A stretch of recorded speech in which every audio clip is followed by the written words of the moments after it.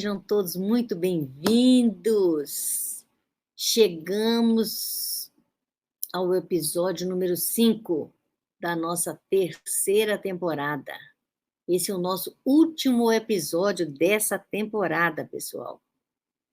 E nesse episódio nós vamos tratar da institucionalização do patrimônio. Institucionalização do patrimônio e um gatilho quase mágico. É isso que nós vamos tratar hoje. Vamos lá? Vamos lá? Então, vamos começar. Que diferença que tem entre uma holding e uma empresa comum? Uma holding também não é uma empresa?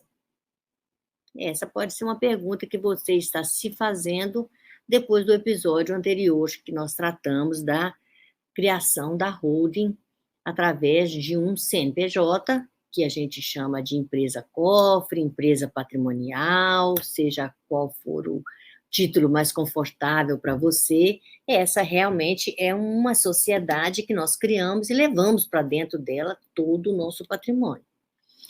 Então, o que diferencia uma coisa da outra? É o seu objeto. O objeto da sociedade empresarial familiar é proteger o patrimônio da família. Então, uma primeira diferença é o objeto. O objeto de uma sociedade, de uma padaria, é produzir pão. O objeto de uma holding familiar é produzir segurança, tranquilidade, profissionalização da gestão, economia e eficiência tributária. Uma estrutura empresarial criada também com o objetivo de perpetuar o patrimônio. Esse é outro motivo muito importante que tem um diferencial grande. Quando eu crio uma padaria, eu espero que essa padaria realmente dure gerações. Mas quando eu crio um sistema de holding familiar, eu espero que ele dure para sempre. E para isso eu adoto várias e várias ferramentas para que eu consiga produzir esse resultado para os meus filhos, para os meus netos, meus bisnetos e assim sucessivamente. A empresa que a gente cria no sistema de holding familiar patrimonial, ela também vai possibilitar a profissionalização daquela gestão, para que aquela gestão daquele patrimônio que nós estamos levando, ela seja uma gestão eficiente e que produza mais bens para aquela família. Então, essa profissionalização da gestão dos ativos familiares é muito importante, porque nessa gestão eu preciso.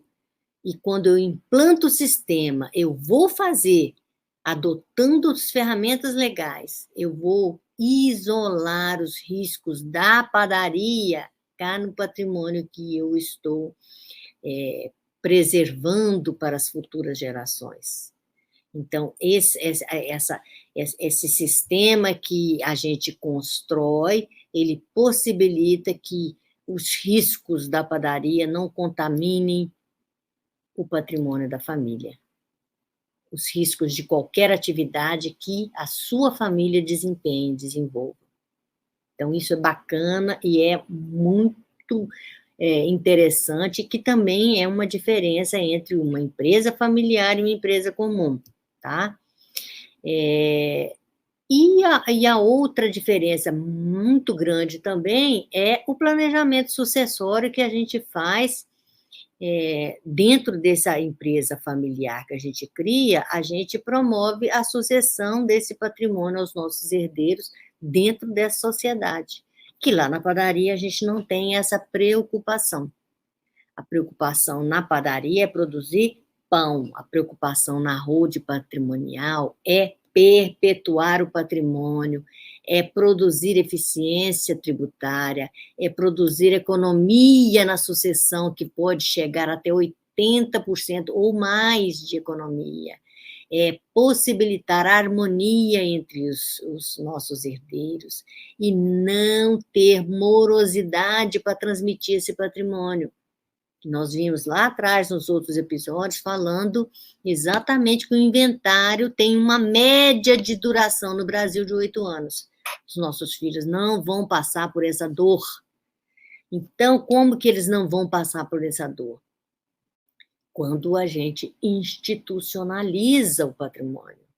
Então, ao constituir uma holding familiar, os bens, os direitos da família são integralizados no capital social dessa empresa cofre, dessa empresa patrimonial, de acordo com o planejamento que a gente está implantando.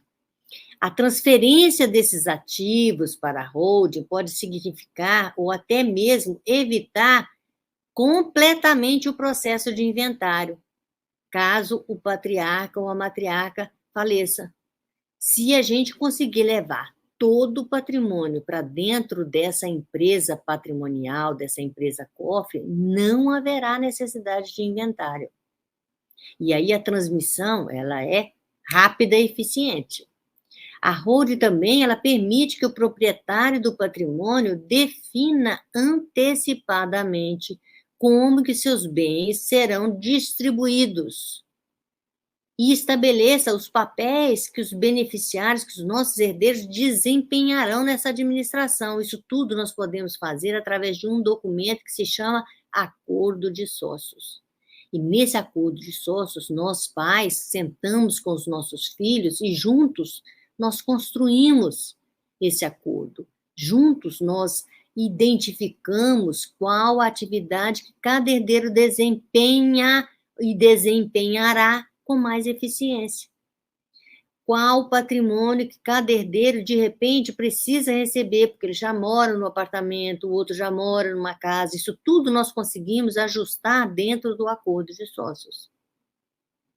Então, é muito, muito interessante que os filhos participem dessa criação, se envolvam com essa criação, desse sistema e a implantação dele, porque os nossos filhos vão garantir que isso se repita com os filhos deles, e assim sucessivamente nós estamos alcançando o nosso primeiro objetivo, que é perpetuar o nosso patrimônio.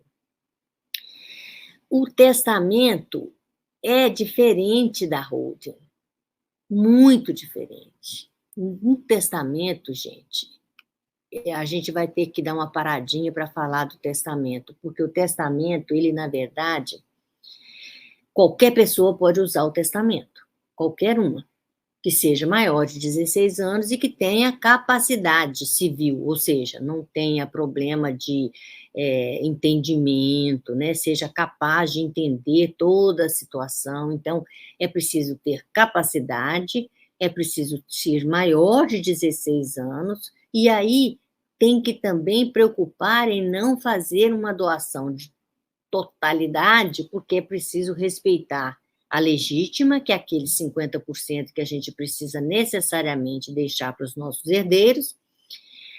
E então, respeitado isso, o testamento é feito por qualquer pessoa acima de 16 anos. É um ato personalíssimo, personalíssimo. Mas também pode ser mudado a todo tempo. Um dia antes da gente morrer, a gente pode mudar. Então, ele pode ser mudado a qualquer tempo. Agora, depois que ele tenha sido registrado, nós só temos 5 anos para discutir se houve algum equívoco lá nesse testamento, mesmo assim tendo sido registrado, alguma notícia nova que aconteça, enfim. Nós temos 5 anos para questionar, para impugnar esse testamento. O testamento ele pode ser público, que é o que nós mais recomendamos, né? Mas nós não orientamos nosso cliente, deixamos claro isso. Testamento, doação, não é ferramenta que nós adotamos. Se ele for necessário, melhor que ele seja público, feito lá no cartório. Se ele for particular, ele vai precisar de 3 testemunhas, e ainda assim ele vai ter que ser apresentado ao juiz. Qualquer testamento só tem validade depois que passar pelo juiz. Então, você vai ter o seu desejo analisado, interpretado por um juiz. Olha como que isso é completamente ultrapassado, gente. Nós não precisamos de tutela de judiciário para poder fazer com que os nossos desejos sejam cumpridos. Nós podemos impor os nossos desejos às futuras gerações com o patrimônio que nós construímos. Por quê? Porque nós temos ferramentas para isso sem precisar do judiciário, que é exatamente implantar o sistema de holding patrimonial.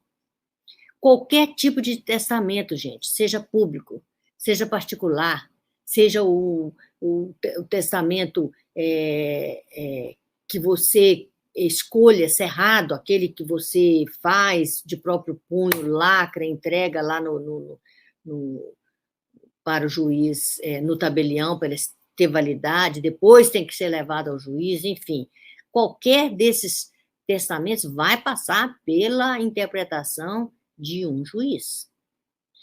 É proibido o testamento conjuntivo, marido e mulher fazer um único testamento em nome dos dois, não pode. Tem que ter um testamento em nome do pai, tem que ter um testamento em nome da mãe. Não pode ser conjuntivo, juntos, não pode. Também não pode ser nomeado herdeiro ou legatário aquele que escreveu o testamento para a gente, ou aquele que serviu de testemunha, ou a concubina da gente, concubina do papai, não pode. O testador também não pode ser beneficiado com o testamento.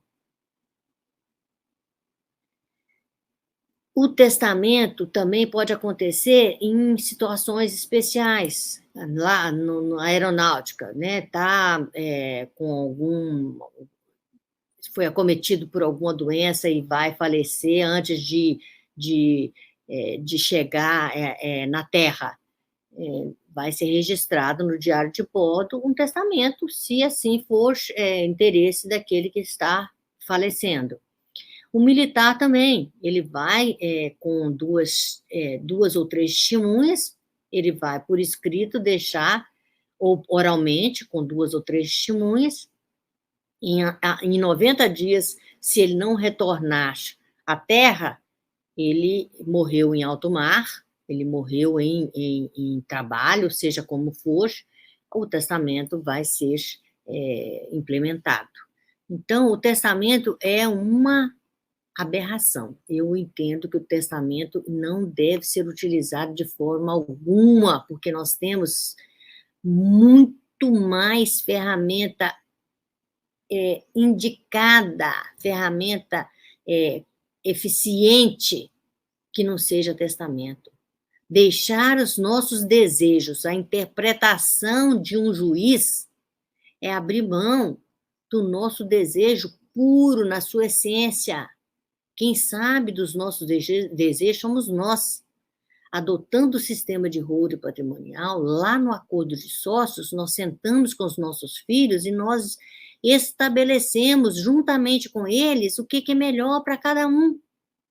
E é esse que será o nosso desejo implementado e o nosso desejo realizado e incontestável. Não depende de chancela, de tabelião e nem de juiz. Então, gente, é lá na holding que nós temos que fazer a nossa sucessão com toda certeza. E nós temos uma grande vantagem ao adotarmos o sistema de holding familiar para os nossos herdeiros, qual seja? O tal gatilho quase mágico. É isso mesmo. Nós estabelecemos naquela sociedade, que é o nosso cofre, que é aquela sociedade profissional, nós estabelecemos dentro dessa sociedade que, na nossa ausência, a alteração no contrato social, indicando e comprovando com atestado de óbito o nosso falecimento, está feita a sucessão. Está feita a transmissão aos nossos herdeiros. Olha que coisa mais espetacular. Uma alteração no contrato social produz a transmissão efetiva de todo aquele patrimônio que nós estamos perpetuando em favor das nossas futuras gerações. E por que que isso acontece? Porque nós deixamos estabelecido lá no contrato social que, na ausência de nós, da sociedade, assumem os nossos filhos. E os nossos filhos já estarão nessa sociedade na qualidade de nuproprietários. Isso mesmo. Por quê? Porque nós já fizemos a doação lá atrás para eles de tudo, mas continuamos no comando, na gestão, nós continuamos com poder completo e total, inclusive de desfazer tudo que nós fizemos e começar tudo de novo. Ou seja, nós continuamos com todo o poder de gestão e de administração, e a nossa vontade só deixará de ser observada quando nós não estivermos mais aqui. Só que, nesse momento, nós temos o acordo de sócios para valer a nossa vontade, depois que a gente não estiver mais por aqui. E aí, como eles já são nuproprietários, quando nós não estivermos mais por aqui, aquela propriedade passa a ser plena. Eles deixam de ser nuproprietários e passam a ser proprietários plenos.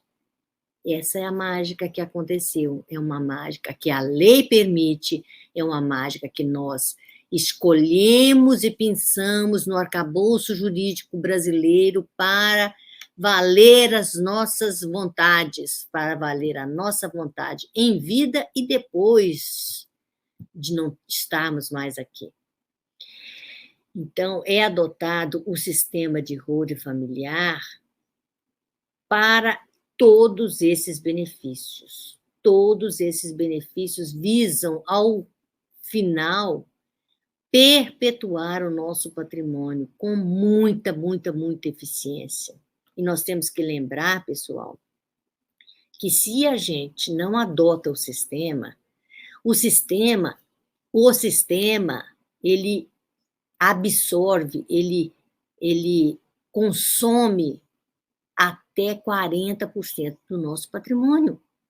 Então, se a gente pensar que nós não vamos adotar o sistema e vamos perder 40% do nosso patrimônio, significa que o nosso filho, possivelmente também não tendo este exemplo, vai deixar passar despercebido, perde mais 40%, nosso patrimônio não chega na terceira geração. Todo o nosso esforço não chega na terceira geração. E pior, todo o nosso esforço fará com que o nosso filho perca 50% praticamente do status que ele tem enquanto a gente está vivo. Porque se nós vamos perder 40% do nosso patrimônio, se a gente não adotar sistema nenhum, significa que o nosso filho vai ficar 40% mais pobre.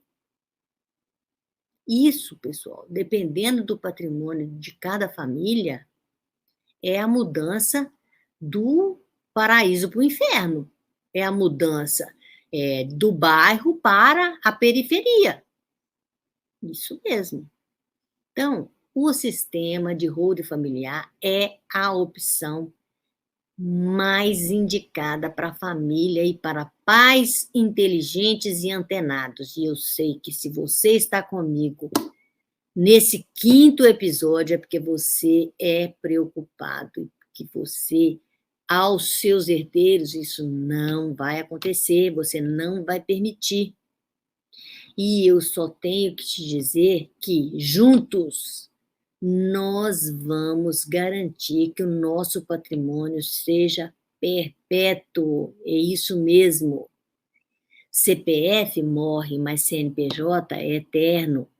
E nós vamos institucionalizar a nossa riqueza para transmitir a nossa riqueza para os nossos herdeiros, com uma economia de até 80% desses custos de cartório, Estado, município, advogado, nada disso incidirá sobre toda a riqueza que nós produzimos. A riqueza que nós produzimos chegará aos nossos herdeiros com uma eficiência espetacular. E eles vão certamente adotar esse mesmo sistema para os filhos deles e assim sucessivamente. Eu quero te dar parabéns, parabéns mesmo por estar aqui nesse 5º episódio da 3ª temporada, porque certamente uma luz eu consegui deixar para você iluminar o seu caminho e espero de todo o meu coração que você adote uma dessas ferramentas que era só para aqueles de pulseirinha azul e que agora está ao nosso dispor. Eu quero te agradecer e eu quero te desejar toda sorte na implementação do sistema para a sua família. Pai, mãe, não deixe que o seu filho sofra a dor do inventário. Não deixe que isso ocorra. Faça com que o seu filho adote também essa ferramenta e envolva os seus filhos no sistema. Assim você estará garantindo que o seu patrimônio chegará aos seus netos, bisnetos e assim sucessivamente, e que esse patrimônio se desenvolva, que esse patrimônio seja acrescido com o esforço dos nossos herdeiros, dos nossos netos e assim sucessivamente. Gratidão por estar comigo nesses episódios todos, nessa 3ª temporada.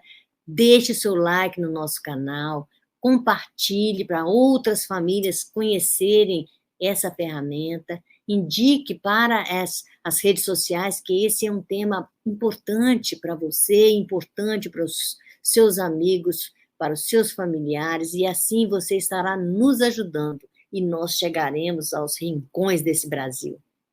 Obrigada, pessoal. Até a próxima temporada. Abraço.